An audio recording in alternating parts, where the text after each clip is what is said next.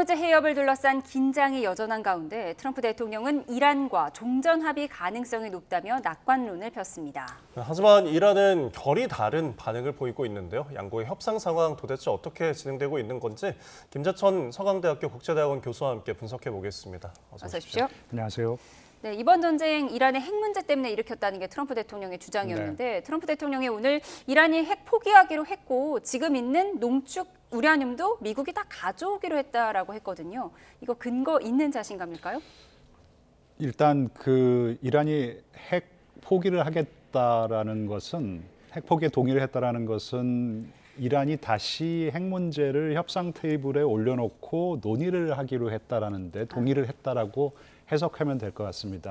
협상이 교착 상태에 빠진 이후에 이란은 줄곧 이 핵 문제는 협상의 대상이 아니라고 했어요. 그러면서 해협을 먼저 풀고 그리고 종전을 선언한 다음에 그리고 나서 핵 협상을 하자라고 했었거든요.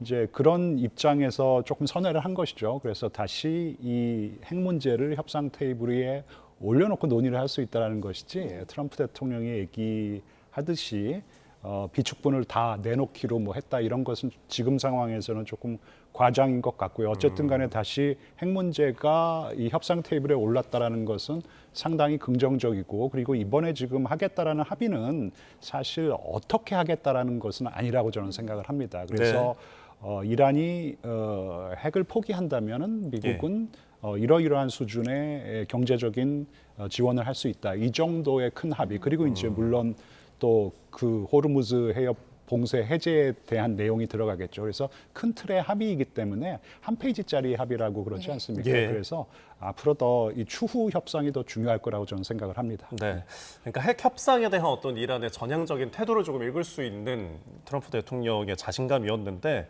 지금 언급하신 것처럼 한 페이지짜리에 이제 14개 조항이 된 이제 문서. 이게 악시오스발 보도였는데 이란에서는 이에 대해서 좀 부정을 하고 있습니다. 가짜 뉴스라고 하고 페제스키안 이란 대통령은 트럼프 대통령이 이렇게 또 자신감을 내비치는 모습에 대해서 외교를 더 어렵게 만든다 이렇게 꼬집기도 했거든요. 일단 트럼프 대통령의 그런 그간의 언행이 분명히 협상을 좀 어렵게 한 측면이 저는 있다고 생각을 해요. 왜냐하면은 사실 이란이 항복을 한 것은 아니지 않습니까? 근데 트럼프 대통령 마치 이란이 무조건적인 항복을 했고 그렇기 때문에 본인이 요구하는 것을 다 들어줘야 된다. 그리고 다 들어주고 있다라는 식으로 얘기를 했어요. 그런 자세가 사실 이 협상을 좀 어렵게 만든 측면이 있고 이런 협상은 사실 이 주고받기를 할 수밖에 없다고 저는 생각을 해요. 그러니까 미국이 압도적인 어떤 우위를 가지고 할 수 있는 협상이 아니라고 생각하거든요. 그렇다면은 타협을 해야 되기 때문에 이제 분명히 다시 협상 국면 그리고 이 협상 분위기가 급물살을 타고 있는 것은 분명한데 이란 역시 끝까지 본인들의 어떤 강경한 입장을 고수하면서 한치의 물론 양보를 좀 하겠지만 그래도 우위를 가지고 협상에 임하려고 하는 것 같습니다. 네. 지금 이란에서는 트럼프의 나를 믿어봐 전략에 실패하고 나니까 가짜 악시오스 작전을 들고 나왔다 이렇게 주장을 하고 있습니다만 어쨌든 악시오스 보도가 맞다면 한쪽짜리 MOU 체결이 임박했다는 거잖아요. 근데 이 한쪽짜리 MOU가 어떤 효력이 있는 걸까요? 법적인 효력은 없죠. 그러니까 단적인 예로 1994년일 겁니다. 이 우크라이나가 핵을 포기하고 미국과 영국, 러시아와 부다페스트 양해각서를 체결했어요. 지금 다 휴지 조각이 돼버리지 않았습니까? 그 양해각서는 이란이 아니고 죄송합니다. 우크라이나가 핵을 포기할 경우에 미국, 영국, 러시아가 주권을 보장해주겠다라는 것이었는데 휴지 조각이 되고 말았어요. 그러니까 사실 이런 양해각서는 합의문의 성격을 띠면 조금 달라요. 그럴 경우에는 법적 구속력이 발생할 수 있는데 양해각서는 어떠한 법적 구속력도 발생하지 않는 것이기 때문에 그래서 추후 협상이 저는 더 중요할 거라고 생각을 하고요.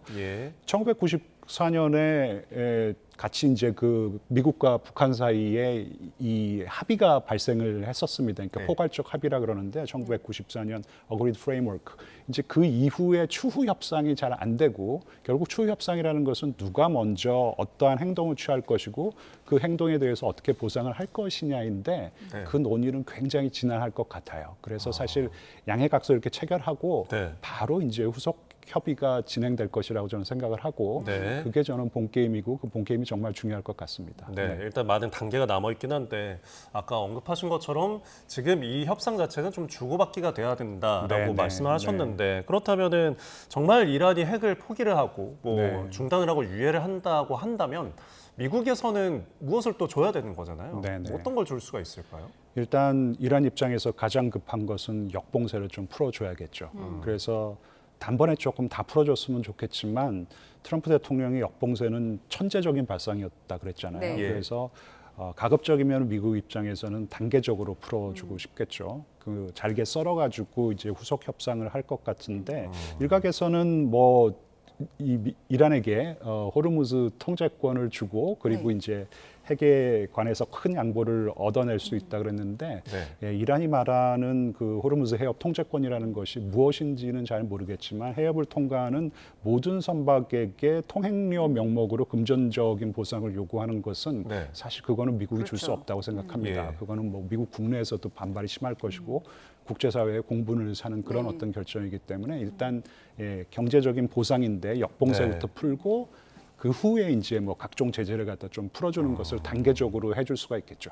예. 오늘 트럼프 대통령이 말하는 거 보면 핑크빛 미래잖아요. 지금 다 잘 될 것 같은데 데드라인 시한은 없다라고 밝혔어요. 그렇지만 다음 주에 미중 정상회담이 있기 때문에 트럼프 대통령 입장에서는 시진핑 주석 만나기 전에 내가 이 전쟁을 일단락 짓고 싶은 마음이 큰 거겠죠. 아, 그럼요. 네, 일단락 짓고 싶어 하는데 근데 한 30일 정도 그래도 본격적으로 좀 논의를 하고 그리고 양해각서를 체결하겠다라는 이 시각이 행정부 내에서 나왔거든요. 트럼프 행정부 내에서.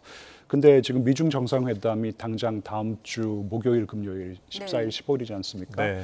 그 전에 뭔가 조금 일단락은 짓고 싶어 할 겁니다. 그러니까 뭔가 암묵적으로라도 종전으로 지금 가고 있다라는 큰 틀의 합의, 구두 합의라도 좋겠죠. 네. 이제 그런 그림을 좀 그려놓고 사실 미중 정상회담이 굉장히 중요하죠. 지금 많은 이 현안들이 걸려 있고 뭐 예를 들어 가지고 미국이 이 중국의 희토류 수출을 재개를 시켰습니다. 작년 네. 한국에서 열린 10월 말 11월 초에 그 에이펙 정상회담에서 재개를 시켰는데 그게 1년짜리예요. 중국이 대두 수입을 재개하기로 했는데 그게 1년짜리이기 예. 때문에 네. 10월 말 갱신을 갖다 시켜야 되는 것이기 때문에 미국 입장에서는 굉장히 중요한 회의고 그리고 그 회의를 앞두고 당연히 이란 문제는 어느 정도 조금 종결시켜 놓고 회의에 좀 집중하고 싶어 하겠죠. 네. 예. 그렇다면은 중국은 이 정상회담에서 이란 문제와 관련해서 어떤 존재감을 좀 드러낼까요? 네, 일단 뭐 미국이 수면 위로 좀 끌어낸 부분이 있어요. 그러니까 미국이 굉장히 강하게 비난을 하면서 너희들이 제재를 어겨가면서 이란에 싼 이 석유를 싼 값에 사가지고 지금 비축해 놓은 거 이거 다 제재 위반이다 그러면서 거칠게 몰아붙이고 있지만 루비오 장관 같은 경우에 실질적으로 조금 도움을 청하기도 했습니다. 네. 뭐 중국 입장에서도 당연히 지금 뭐 호르무즈 해협 이 봉쇄를 좀 해제하는 것이 필요하겠죠. 왜냐하면 경제적으로 지금 좀 어려운 상황이 발생하고 있으니까요. 하지만 그걸 떠나가지고 지금 조금 물 밖으로 나와서 수면 위로 올라와서 협상을 중재해내는 모습을 보이면서 예. 미국에게 뭔가 조금 발언권을 좀 확보하는 모습인 것 같아요. 그러니까 미중 정상회담을 앞두고 중국이 역할을 해서 나름대로 의미 있는 이란의 양보를 도출해낼 수 있다면은 예. 이거는 네, 정상회담에서 상당히 발언권을 갖다가 강화시킬 수 있는 어떤 그런 결과이기 때문에 네. 중국이 분명히 지금 역할을 하고 있는 것 같고 사실 핵 문제가 협상 테이블에 다시 올라오게 된 거는 제가 보기에는 파키스탄이 해낸 일이라기보다는 중국이 해낸 일인 것 같습니다. 네. 중재국으로서 중국의 역할이 네, 지금 주목받고 네. 있는 상황인데 중국이 엊그제 이란 외무장관을 초청을 했잖아요. 네, 네, 네. 그 자리에서 이란 외무장관이 이번 전쟁 덕분에 이란의 국제적 위상은 더 올라갔고 네, 네. 중국도 그걸 인정하고 있다라고 공식적으로 네. 밝혔어요. 네, 그러니까 이제 좀 다독거리는 것이죠. 사실 중국이 많은 도움을 주지 못했습니다. 그리고 예. 중국이 그런 제3국의 분쟁에 앞장서 나서는 스타일은 아닌데 네. 하지만 이란은 여전히 중요한 전략적인 파트너 국가이니까 네. 좀 고생했다라는 예. 것이고 그리고 두 번째로 왕이 장관이 아락치 외교장관에게 왕이 부장이 그 핵무기를 핵 포기하기를 한 것은 참 잘한 결정이라고 얘기를 갖다 했어요. 네. 그거는 다시 핵 문제를 협상 테이블에 올려놓기로 한 그런 결정을 칭찬해 준 것이거든요.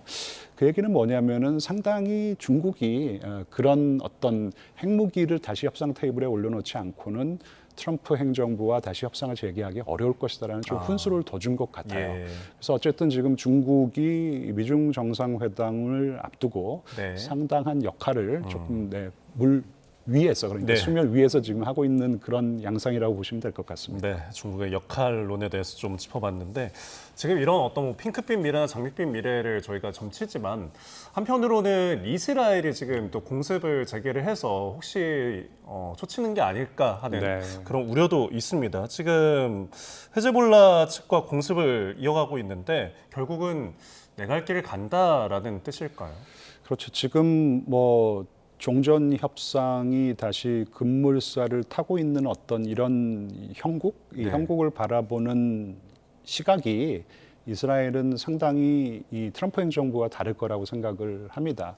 일단 지난번 휴전에 돌입했을 때도 이스라엘은 이 휴전은 예. 미국과 이란 사이의 휴전이지 이스라엘과 이란의 대리 세력 헤즈볼라와의 어떤 이 교전은 아무 상관이 없다라고 주장을 하지 않았습니까? 예. 근데 트럼프 대통령이 그래도 강력하게 설득해서 자제를 하고 있었는데 지금 만약에 이 이란과 미국과 이란이 종전을 선언하게 된다면은 그게 이제 어떤 종전 선언이 될 것인지 예, 그러니까 과연 또 이 헤즈볼라 그러니까 이란의 대리 세력까지 공격하는 것을 중단하는 어떤 그런 종전 선언이 될 것인지 예. 그것을 원하지 않겠죠. 예. 뭐 이제 만약 그래도 그렇게 된다면은 그 이전에 조금 진도를 확 뽑아내야 되는 좀 측면도 있는 것이고요. 어쨌든 헤즈볼라는 뭐 이스라엘의 좀 실존적인 위협이기 때문에 종전 협상이 어떻게 진행이 되던 간에 네.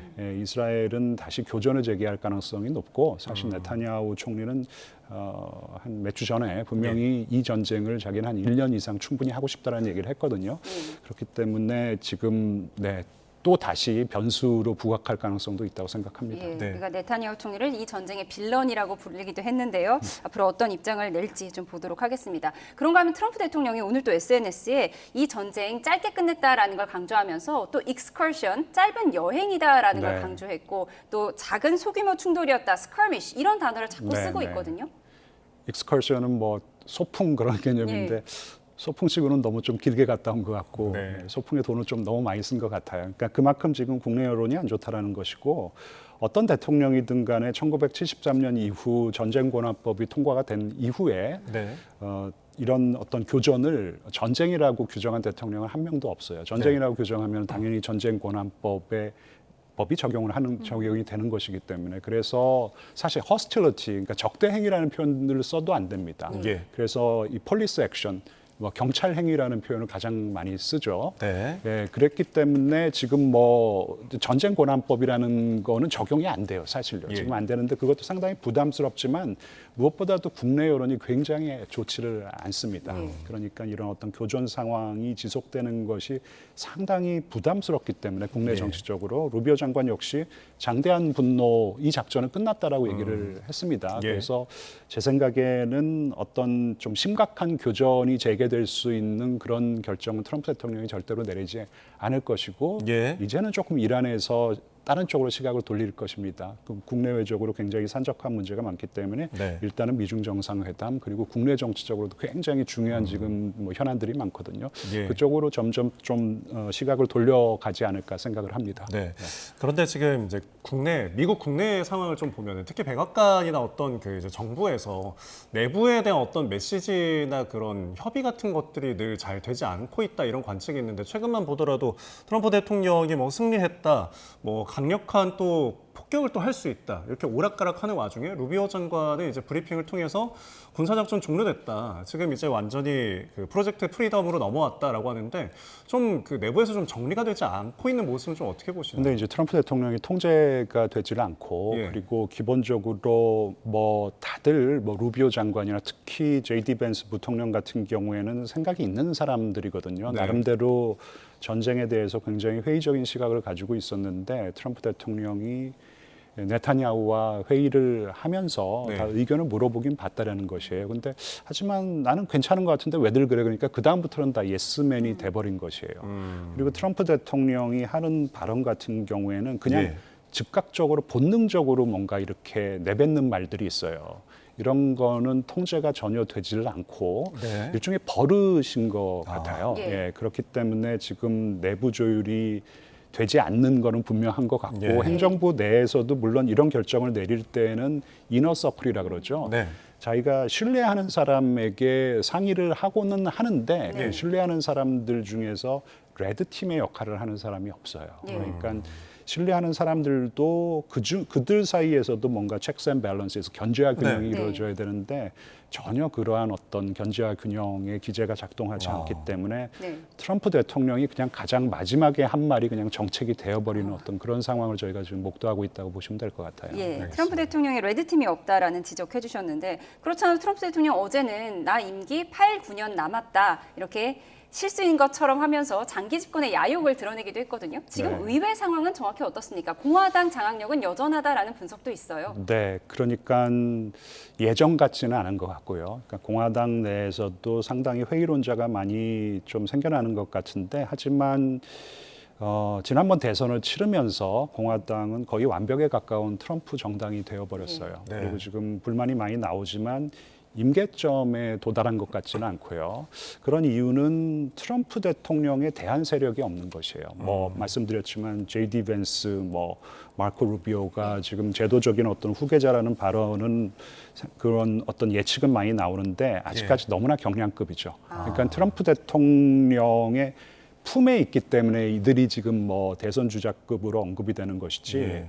트럼프 대통령에 필적할 만한 대체할 수 있는 공화당의 정치인은 없다고 생각하고요. 네. 민주당도 마찬가지입니다. 민주당이 어떤 대안 세력으로 유권자들에게 인식이 돼야 되는데 지금 트럼프 대통령의 지지율이 많이 빠졌잖아요. 예. 33%까지 빠진 상황인데 그럼 빠진 지지율이 그럼 민주당으로 가느냐? 또 그것도 아니에요. 그러니까 민주당이 지금 어떤 이 반대 극복, 그러니까 예. 반사 이익을 전혀 보지 못하고 있는 예, 상황이기 때문에 네, 지금 그래서 과연 지금 11월 초에 열리는 이 예. 중간 선거에서 이번 전쟁의 결과가 어떻게 나올 것인지 지금 예측이 조금 뭐 물론 하원 같은 경우에는 뭐 전쟁 이전서부터 민주당이 다수당의 지위를 가져갈 것이라는 예측이 많이 나왔지만 네. 지금 상원도 뭐 한 4석만 뒤집으면 되는 것이거든요, 민주당이. 근데 뒤집힐 수 있다? 아니다, 뒤집기는 어렵겠다. 그래서 상원은 여전히 공화당이 이 다수당 지위를 유지할 수 있을 것이다라는 분석이 많이 나오고 있어요. 예.